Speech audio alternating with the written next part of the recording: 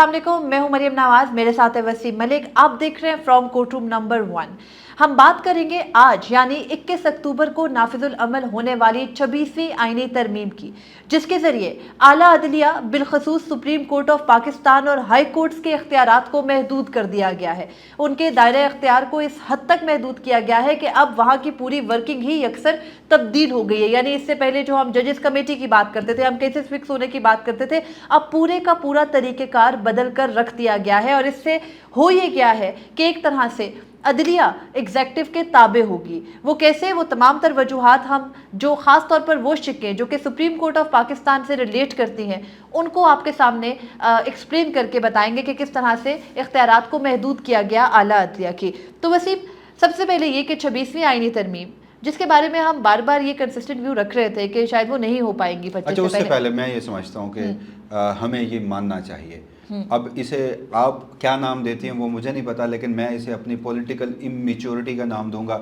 सियासी नापुख्तगी थी मेरी कि मैं ये इस बात पर कन्विंस था कि ये आईनी तरमीम नहीं होंगी। अच्छा, उसमें भी मुताद्दिद हालात व वाक़यात थे, कुछ खबरें थी, नंबर गेम थी, तो उससे मुतालिक। लेकिन हमने एक चीज़ ज़रूर अपने इस FCR के प्लेटफॉर्म पे रखी, चीज़ें अलग अलग की कि ये हमारा तज्जिया है और ये खबर है।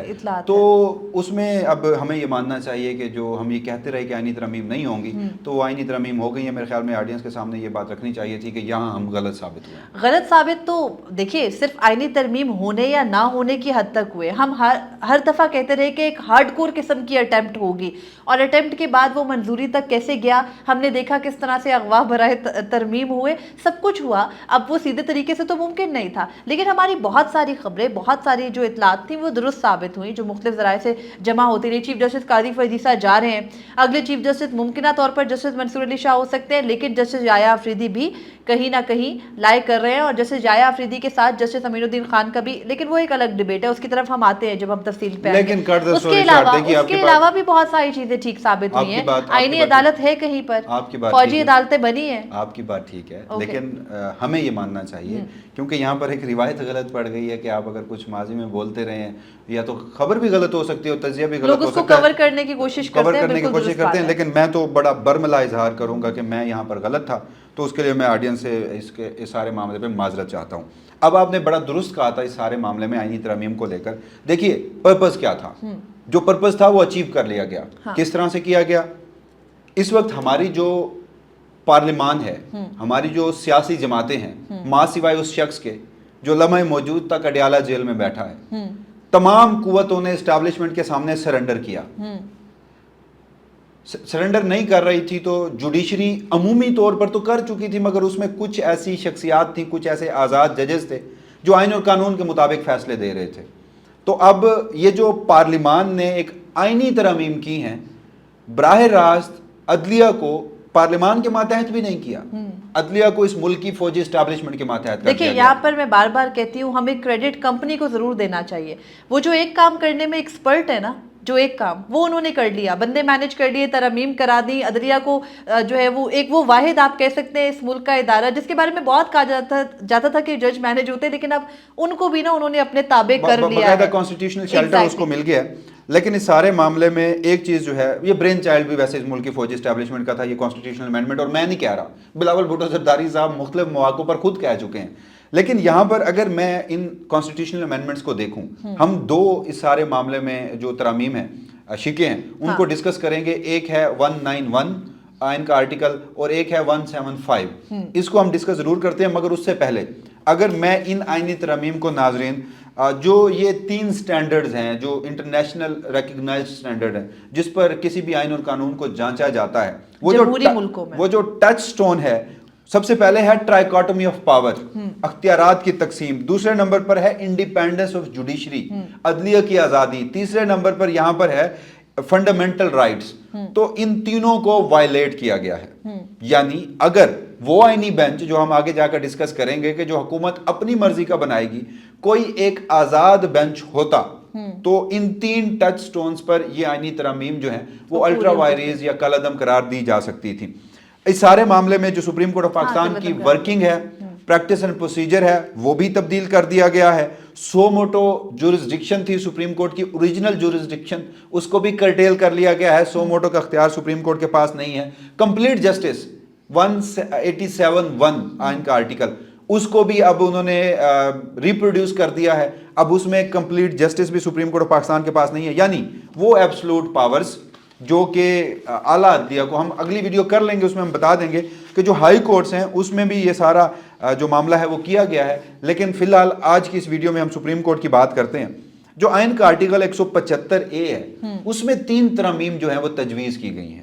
एक तो जुडिशल कमीशन ऑफ पाकिस्तान जो है उसकी साख्त तब्दील की गई है, जो 175A की सब सेक्शन 2 है, और सब सेक्शन 3 में उन्होंने क्या किया है, जजेस का पैनल बना दिया है चीफ जस्टिस के लिए। मुझे जरा ये बताइए कि आप ये जो पहली क्लॉज बताना भूल गए, जो अहमियत रखती है कि हाई कोर्ट के जजेस की जो कारकर्दगी होगी उसको भी जांचेगा ये जुडिशल कमीशन, जिसके अंदर हुकूमती मेजॉरिटी होगी। मेजॉरिटी। अब मुझे जरा ये बता दें, सबसे पहले तो ये जब हम हाई कोर्ट्स के जजेस वाली वीडियो पे आएंगे तो हम जो इसकी क्लॉज 1 है 175A की वो तफसील से डिस्कस कर लेंगे। जो इसकी क्लॉज 2 है वो उसमें जुडिशल कमीशन ऑफ पाकिस्तान जो है, आल्दो के इसमें किया वही गया जो 18वीं तरमीम में जुडिशल कमीशन ऑफ पाकिस्तान की साख थी। 18वीं तरमीम को अपनी असल हालत में बरकरार रखा गया है, लेकिन इस मौके पर जब अदलिया को अपने ताबे करना मकसूद था, अपने भी नहीं इस्टेब्लिशमेंट के ताबे करना मकसूद था, तो पार्लियामान ने यह काम किया। जुडिशल कमीशन में मेंबरान कौन से हैं और जुडिशल कमीशन का काम क्या होगा? देखिए, जुडिशल कमीशन के मेंबरान कौन कौन से हैं, उनमें सबसे ऊपर chief justice of Pakistan judicial commission को चेयर करेंगे। उसके अलावा 3 सीनियर तरीन सुप्रीम कोर्ट के जजेस इसका हिस्सा होंगे। ये मैं आपको 13 रुकनी जुडिशल कमीशन की साख्त बता रही हूँ। एक चीफ जस्टिस, 3 सुप्रीम कोर्ट के जजेस और एक वो जज जो कॉन्स्टिट्यूशनल बेंचेस का यानी आईनी बेंचेस का सीनियर तरीन जज होगा। वो कौन होगा? आर्टिकल 191A में वो एक्सप्लेन्ड है। उसके अलावा अटॉर्नी जनरल, फिर उसके बाद अटॉर्नी जनरल के बाद एक और मेंबर जो है वो है जो कोई बार काउंसिल का मुंतखब या उनका मुकर्रर करदा नुमाइंदा, जो कि 2 साल के लिए होगा। फिर उसके बाद 2 मेंबराने सेनेट और 2 मेंबराने कौमी असम्बली, जिनमें से एक मेंबर सेनेट से भी और एक मेंबर कौमी असम्बली से भी हुकूमती बेंचेस से होगा, और दूसरा मेंबर जो दोनों मेंबर्स होंगे सेनेट के और कौमी असम्बली के, वो अपोजिशन बेंचेस से होंगे। उसके अलावा एक खातून या नॉन मुस्लिम जो कि या फिर सेनेट के टेक्नोक्रेट सीट पे, जिसको स्पीकर या जो स्पीकर कौमी असेंबली होंगे उसको नॉमिनेट करेंगे 2 साल के लिए, बिल्कुल जो बार काउंसिल का नुमाइंदा है उसकी तरह जुडिशल कमीशन का मेंबर। ये 13 रुकनी जुडिशल कमीशन जो होगा वो ना सिर्फ आईनी बेंचेस बनाएगा, बल्कि ये हाई कोर्ट के जजेस की कारकर्दगी भी जांचेगा। उसके अलावा ये जो जुडिशल कमीशन होगा ये जजेस भी मुकर्रर करेगा। तो अब ये जो जुडिशल कमीशन है, इस जुडिशल कमीशन की हम साख्त पर जाएं तो इसमें जो मुझे सबसे इसमें अजीब बात लग रही है वो ये कि chief justice of Pakistan, 3 supreme court के जजेस, आईनी बेंच के सदर।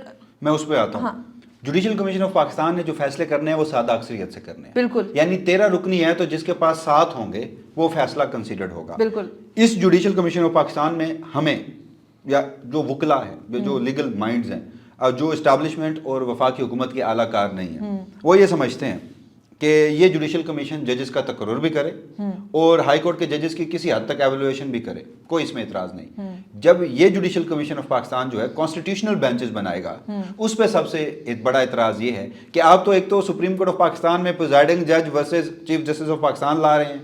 सुप्रीम कोर्ट के अंदर आपने एक सुप्रीम कोर्ट बना दी है और वो अंदर की जो सुप्रीम कोर्ट है वो ज्यादा बाख्तियार होगी। अब जजेस की साख्त पे और जजेस का जो इन्होंने पूरे का पूरा लेवल बदल दिया उस पर भी अब 7 मेंबर्स चाहिए। हाँ। चीफ जस्टिस पाकिस्तान कल को इस जुडिशल कमीशन ऑफ पाकिस्तान ने परसों के रोज अगर फाल हो जाना है और काजी फैज़ ईसा के होते हुए आखिरी दिन में भी वो कॉन्स्टिट्यूशनल बेंचेस बना जाते हैं, काजी फैज़ ईसा या चीफ जस्टिस पाकिस्तान, 3 जजेस जो हैं अगर इस वक्त चलें, सुप्रीम कोर्ट के 5 जजेस होंगे उसमें। हाँ। सुप्रीम कोर्ट के 5 जजेस हैं, 4 तो वो हैं जो सीनियर हैं, एक वो है को आईनी बेंच का सरबराह है, वो भी मेरे ख्याल में पहले 5 में से ही सीनियर आएगा। अगर हम justice Mansoor Ali Shah, justice Munib Akhtar, justice Yahya Afridi, justice Jamal Mandokhel, justice Aminuddin Khan को भी देखते हैं, इसमें मेजॉरिटी हुकूमत की। उसके बाद जो अटॉर्नी जनरल है हुकूमत का, लॉ मिनिस्टर जो है हुकूमत का, बार कौंसिल का जो नुमाइंदा है अगेन हुकूमत का, स्पीकर का जो नॉमिनी है हुकूमत का, और जो 2 गवर्नमेंट के लोग हैं وہ حکومت کے. تو کل یہاں پر ملا کے سادہ بن گئے اکثریت 7 نہیں, لوگ. سادہ اکثریت نہیں, یہ مجھے 2/3 لگ رہی ہے. 2/3 بھی جا رہی ہے. 8 ممبر کم و بیش ہو سکتے ہیں حکومتی سائٹ پہ, اور سب بھی ہو سکتے ہیں, اکثر معاملات میں ہوتے ہیں, لیکن حکومت کے پاس یہاں پر ایبسولوٹ میجورٹی ہے. خیر آگے بڑھتے ہیں. کلاس 3 امپورٹنٹ ہے, اور وہ یہ کہ اب سے چیف جسٹس آف پاکستان کا تقرر پارلیمان کی اسپیشل کمیٹی کرے گی. اس اسپیشل کمیٹی کے 12 ممبران ہوں گے, جن میں سے 8 ممبران قومی اسمبلی سے ہوں گے اور 4 ممبران سینٹ سے ہوں گے. ان ممبران کا تقرر پارلیمان کے اندر پارلیمانی پارٹیز کی متناسب نمائندگی سے ہوگا. متناسب نمائندگی کون سی سمجھی جائے گی؟ اس وقت پارلیمنٹ میں جو سب سے زیادہ بڑی نمائندہ جماعت ہے وہ اپوزیشن میں ہونے کے باوجود پاکستان تحریک انصاف ہے. اگر ان کو ان کی مخصوص نشستیں بن جاتی ہیں تو وہ سنگل لارجسٹ پارٹی ہے اس وقت پارلیمان کے اندر. تو کیا ان کو ان کی مخصوص نشستیں ملتی ہے یا نہیں ملتی؟ ان کو ان کے تناسب کے ساتھ اس 12 رکنی خصوصی کمیٹی میں ایکول رائٹ ملے گا یا ایکول ریپریزنٹیشن ملے گی؟ اور اگر تو ملے گی سینٹ اور قومی اسمبلی سے, گو کہ وہاں پر تمام پارٹیز کے ممبران ہونے ہیں, تمام پارلیمانی پارٹیز نے کنسیڈر ہونا ہے. تو پھر آپ کو کیا لگتا ہے وسیم کہ جو ابھی اس خصوصی کمیٹی نے فعال ہونا ہے, اسپیکر نے نام مانگ لیے ہیں, تو اس خصوصی کمیٹی کے بننے کے بعد جو چیف جسٹس ہوں گے ان کے تقرر پر ہم آتے ہیں, ظاہر ہے وہ یہ دیکھیں گے نا چیف جسٹس کی غلطیاں کیا ہیں اور چیف جسٹس کا ٹیمپرامنٹ کیا ہے, تو اس کی تقرر کیسے ہوگا؟ یہ جو 12 رکنی پارلیمانی کمیٹی ہوگی, خصوصی کمیٹی, اس میں بھی گورنمنٹ کی میجورٹی ہوگی. بالکل. اب پروپورشنل ریپرزنٹیشن میں مخصوص نشستیں آپ نے ابھی تک پاکستان تحریک انصاف کو سپریم کورٹ کے فیصلے کے باوجود بھی نہیں دی, تو وہ جو مخصوص نشستیں ہیں اس میں بھی پی ٹی آئی کے 2 سے 3 ارکان شامل ہو سکتے ہیں, لیکن آپ وہ نہیں کریں گے. اور اس میں بھی گورنمنٹ کے پاس ایبسولوٹ میجورٹی ہوگی, وہ جسے چاہیں گے چیف جسٹس پاکستان بنائیں گے. اور اس میں آپ کو ایک اور بات بھی بتا دوں, یہ جو کہتے ہیں کہ جی ہم یہ بھی چیک کریں گے کہ جج کی قابلیت کتنی ہے, جج کی اہلیت کتنی ہے, فیصلے کتنے لکھتا ہے, اس کا ٹیمپرامنٹ کیا ہے, مینٹل کنڈیشن کی بھی بات ہوتی رہی ہے. سینیورٹی صرف واحد پرنسپل نہیں ہے. اس پروسیڈنگ کو ان کیمرہ کیوں رکھا ہوا ہے؟ ایگزیکٹلی, اگر شفافیت لانے کا اتنا ہی شوق تھا تو وہاں پر یہ براہ راست لگائی جاتی ہے, عوام بھی دیکھتے ہیں. اب اس کے اندر ویسے میں ایک اور شک یہ بھی ہے, نہیں اس میں ہوگا پتہ ہے کیا, اب ہر آنے والا جو 3 رکنی پینل ہوگا نا, یہ تو پہلے پتا ہوتا تھا کہ فلاں تاریخ کو فلاں چیف جسٹس بن جائے گا, کوئی لڑائی نہیں تھی, عدلیہ چپ چاپ اپنا کام اب وہ جو 3 ہوں گے نا, ان 3 میں کمپٹیشن ہوگا کہ حکومت کو راضی کون کرتا ہے. ہاں, اور وہ سب سے زیادہ فیصلے لکھنے کی بھی کوشش کرے گا, اور آپ کو وہ اچھا بننے کی بھی کوشش کرے گا. یہ جو کانسٹیٹیوشنل بینچز بننے ہیں اس میں سب سے زیادہ جو کیسز ہیں وہ کس کے خلاف آتے ہیں؟ حکومت کے خلاف. تو جب حکومت نے خود ہی وہ کنسٹیٹیوشنل بینچ بنانا ہے, جو یہ وہ بات ہے جو ہم بار بار کر رہے تھے کہ حکومت اپنے مقدمات میں خود جج نہیں بن سکتی, تو یہ انہی کے لگائے گئے ججز ہوں گے. خیر وسیم, اب جو 3 ججز میں سے ایک نے چیف جسٹس لگنا ہے, اس میں اگر جیسے ابھی کہا جا رہا ہے کہ جسٹس منصور علی شاہ مائنس ہے, جسٹس منیب اختر مائنس ہے, کہا جا رہا ہے, اطلاعات ہیں کہ جسٹس یحییٰ آفریدی کو کوشش کی جائے گی کہ چیف جسٹس بنایا جائے. لیکن میری ابھی تک بھی اطلاعات یہی ہیں کہ جسٹس منصور علی شاہ کو چیف جسٹس پاکستان لگا دیا جائے اور جسٹس یحییٰ آفریدی کو آئینی بینچ کا سربراہ لگا دیا جائے. یہ بھی ثابت کر دیا جائے کہ دیکھیے آپ ہمیں کسی ایک پرسن اسپیسیفک قانون سازی کا آئین سازی کا الزام نہیں لگا سکتے. ہم نے منصور علی شاہ کو چیف جسٹس پاکستان بنایا. منصور علی شاہ صاحب جو ہے وہ ٹوتھ لیس چیف جسٹس پاکستان ہوں گے نا اس سارے معاملے میں. وہ تو بیٹھ کر جیل پٹیشنز, وہ تو بیٹھ کر ٹیکس کے میٹر, وہ تو بیٹھ کر طلاقوں کے معاملے, وہ بچوں کی حوالگی کا معاملہ, اور وہ بھی اچھا بچوں کی حوالگی کسٹڈی کیسز یا ڈیورس کیسز کے علاوہ جو فیملی میٹرز ہوں گے, اس کے علاوہ اگر کوئی بھی معاملہ نا ٹیکس میٹر یا دیوانی مقدمات میں بھی کہیں نہ کہیں آئین کی شک نکل آنی ہے. وہ کسی کے رینٹ کے میٹر کو بھی سنیں گے, وہ آئین کی شک نکل آئی, آج انہوں نے آدھا مقدمہ ایسا ہو کہ جو صرف اس میں کوئی ایک آدھ نقطے کی آئینی تشریح ہو اور باقی وہ دوسرا معاملہ ہو, تو کیا وہ آدھا ڈیوائیڈ ہوگا؟ بہرحال اس میں بڑے لوپ ہول چھوڑے گئے ہیں. لیکن میری اطلاعات یہ ہیں کہ جسٹس منصور علی شاہ کو اس سارے معاملے کو ٹرانسپیرنٹ دکھانے کے لیے یہ کہیں نہ کہیں بات ہوئی ہے, یہ طے ہو چکا ہے کہ جسٹس منصور علی شاہ چیف جسٹس پاکستان اور جسٹس یحییٰ آفریدی آئینی بینچ کے سربراہ ہیں. یعنی سیدھی سی بات ہے کہ گزشتہ روز جو لوگ آ کے پچھلے کافی دنوں سے ایک رکاوٹ بنے ہوئے تھے ووٹ میں, انہوں نے آ کر ووٹ دیے, تو ان کی شرط ہے یہ دیکھتے ہیں اس پر بھی کتنا عمل ہوتا ہے, کیونکہ اس کے علاوہ ان کو کچھ ملا نہیں ہے. خیر اب جو 3 ججز ہیں, جو 3 سینئر ججز ہیں, ان میں سے اگر کوئی معذرت کر لیتا ہے, میں وہ ڈیبیٹ اس لیے وہاں لے جا رہی تھی کہ اگر جسٹس منصور نہیں ہے, جسٹس منیب نہیں ہے, جسٹس یحییٰ نہیں ہے اور جسٹس امین بنتے ہیں, اگر جسٹس یحییٰ انکار کر دیتے تو جسٹس امین الدین خان کو آپشن کے طور پر لیا جائے گا، اور بتایا جا رہا ہے کہ بھائی وہ آپشن اس لیے لیا جائے گا کہ پہلے 3 مان نہیں رہے تھے. تو وہ جو ابھی حال ہی میں 3 رکنی ججز کمیٹی میں مسئلہ اٹھا تھا نا کہ جسٹس یحییٰ نہیں مانے تو پھر جسٹس امین کو لگانا پڑا، بالکل ایگزیکٹلی سیم سوچ ہے چیف جسٹس قاضی فائز عیسیٰ اور اس آئین سازوں کی. خیر اس کے علاوہ یہ کہ جو آگے بڑھے تو جو اس میں ایک سنسیٹ کلاز یہ ہے کہ ویسے تو کمیٹی نے 14 روز پہلے کسی بھی چیف جسٹس کی ریٹائرمنٹ سے پہلے خصوصی جو پارلیمانی کمیٹی ہے 12 رکنی، اس نے چیف جسٹس نومینیٹ کرنا ہوگا، لیکن کیونکہ موجودہ حالات بہت ہی جلد بازی میں سب کچھ ہوا تو اب 2 روز ہے وسیم، 3 دن کے اندر، یعنی آج تاریخ ہے 21 اکتوبر، تو 23 تک کم از کم انہوں نے چیف جسٹس کا تقرر کرنا ہے.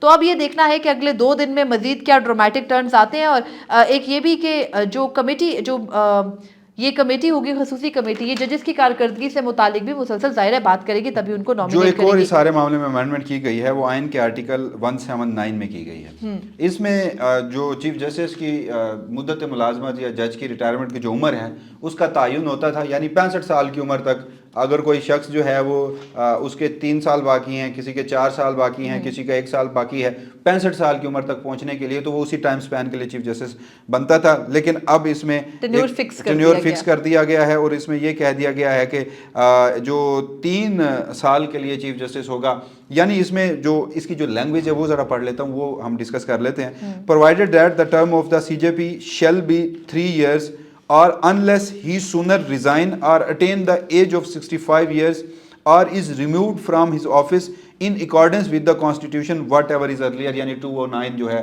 سپریم جوڈیشل کونسل کی صورت میں.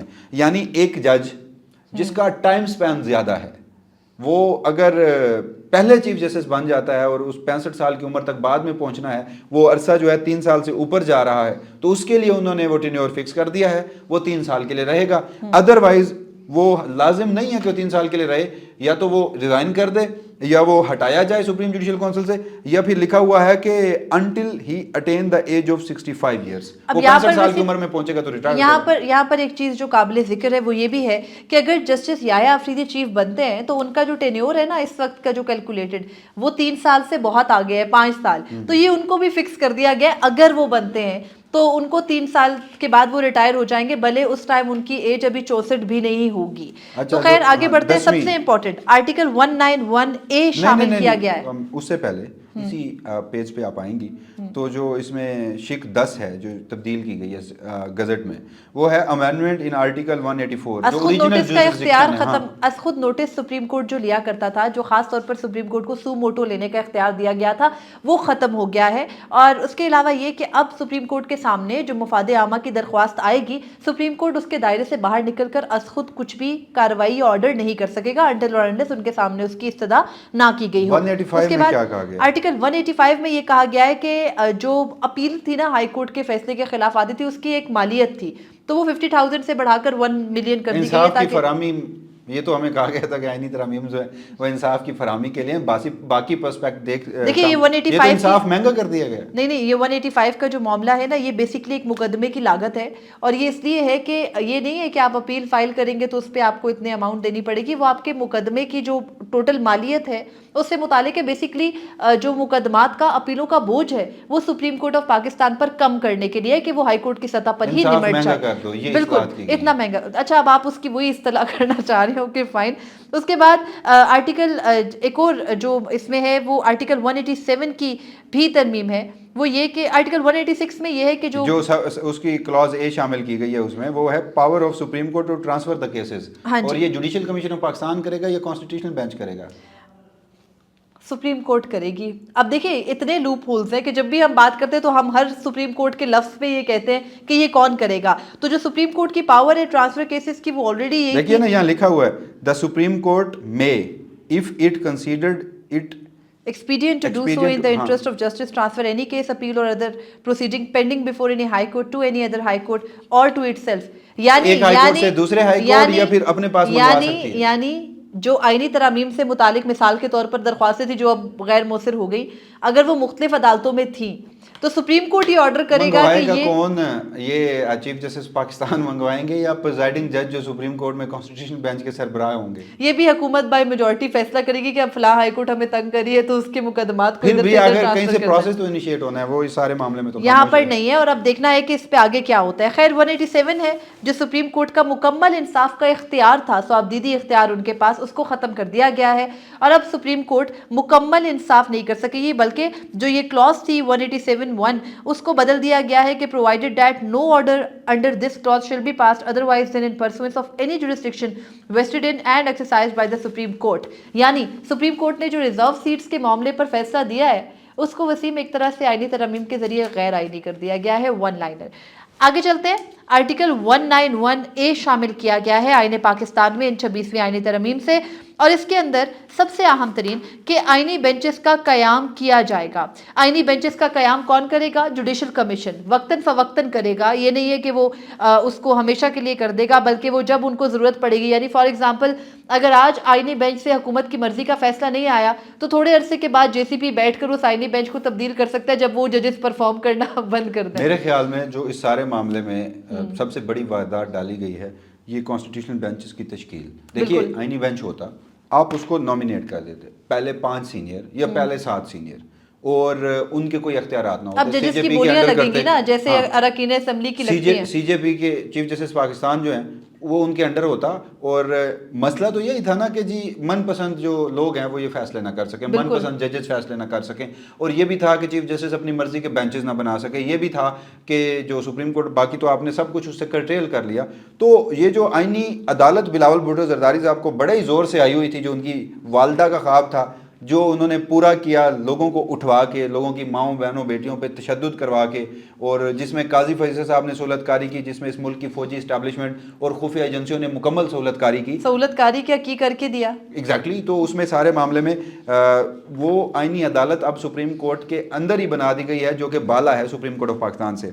اچھا، اس سارے معاملے میں مجھے یہ بتائیے کہ یہ جو آئینی بینچ ہوگا اس کا تقرر کون کرے گا، اور وہ آئینی بینچ کتنے ہو سکتے ہیں، اور اس آئینی بینچ کے پاس پاورز کیا ہیں؟ دیکھیے آئینی بینچز کا تقرر میں بتا چکی، جوڈیشل کمیشن آف پاکستان کرے گا، وہ جوڈیشل کمیشن جس میں 13 میں سے وسیم نے آپ کو تفصیل سے بتایا کہ 8 ممبران کس طرح سے حکومت کے ہو سکتے ہیں، اور وہاں پر ان کو 2/3 میجورٹی حاصل ہے، حالانکہ صرف سمپل میجورٹی چاہیے۔ تو آئینی بینچ بنائے گا جوڈیشل کمیشن۔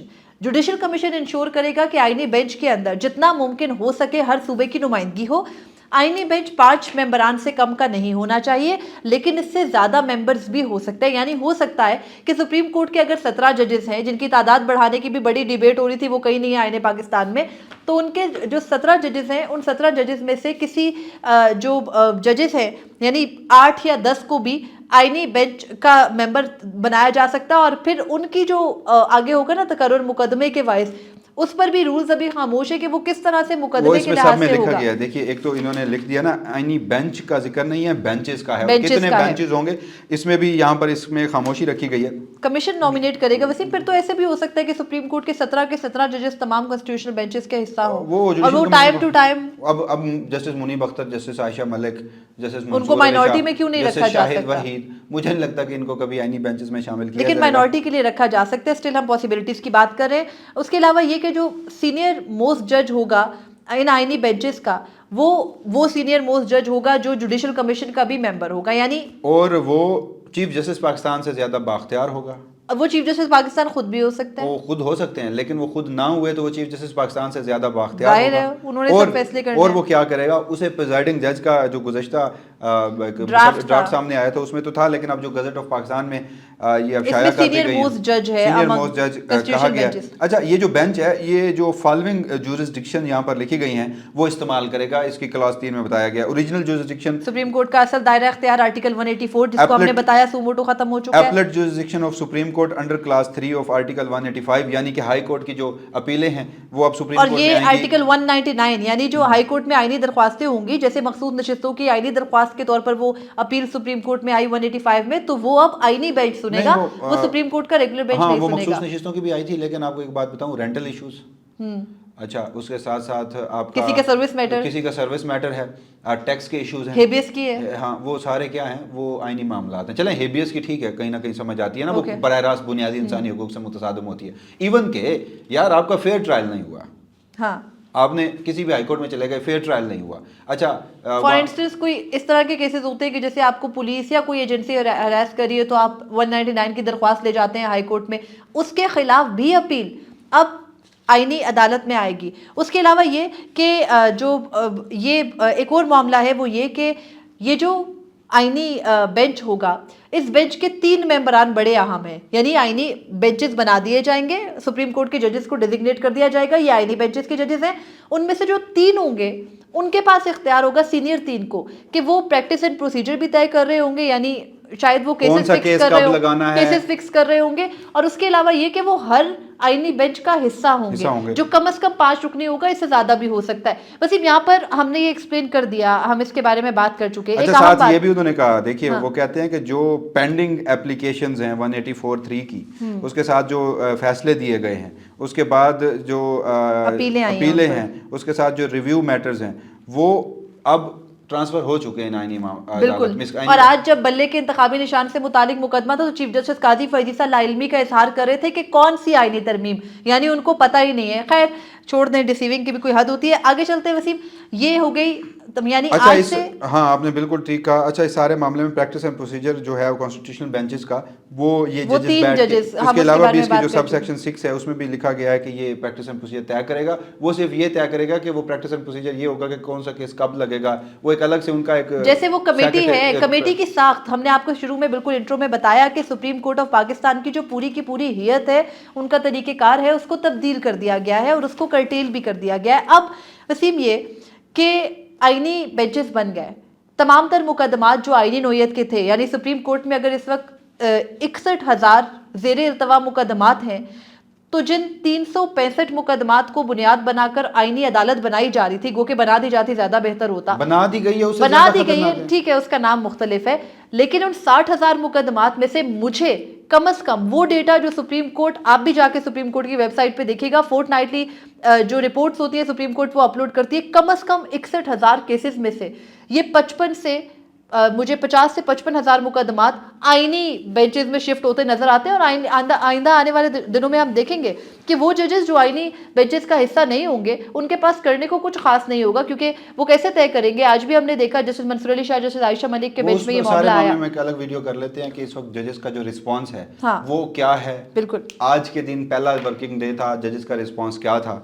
मुमकिन तौर पर आगे क्या हो सकता है। और जो एक नई बात यहाँ पर बहस है, हामिद खान साहब और कुछ वकील प्रेस कॉन्फ्रेंस कर रहे हैं कि क्या कोई इस सारे मामले में वकला तहरीक या जो रिएक्शन है उस पे, उस सारी मुमकिनात पर अगली वीडियोस में। लेकिन आखिर में मैं एक बात आपको बताता चलूँ, ये आईने पाकिस्तान है, अब ये तो खैर पुराना हो चुका, इसमें अमेंडमेंट आ चुकी हैं, इस पर इस मुल्क की फौजी एस्टैब्लिशमेंट हमलावर हुई है और उसमें वो कामयाब हो गई, काबिज हो चुकी है। उसकी वजह मैं आपको बता देता हूँ। देखिए, इर्रिस्पेक्टिव के इस वक्त गवर्नमेंट किसकी है, मसला ये है कि आपने इस मुल्क की आला अदलिया को इन आईनी तरामीम के जरिए क्या किया, एग्जेक्टिव के ताबे कर दिया, पार्लियामान के ताबे कर दिया, जबकि एग्जेक्टिव उनके ताबे हुआ करती थी। इस मुल्क की जो फौजी एस्टैब्लिशमेंट है वो एग्जेक्टिव का एक हिस्सा है।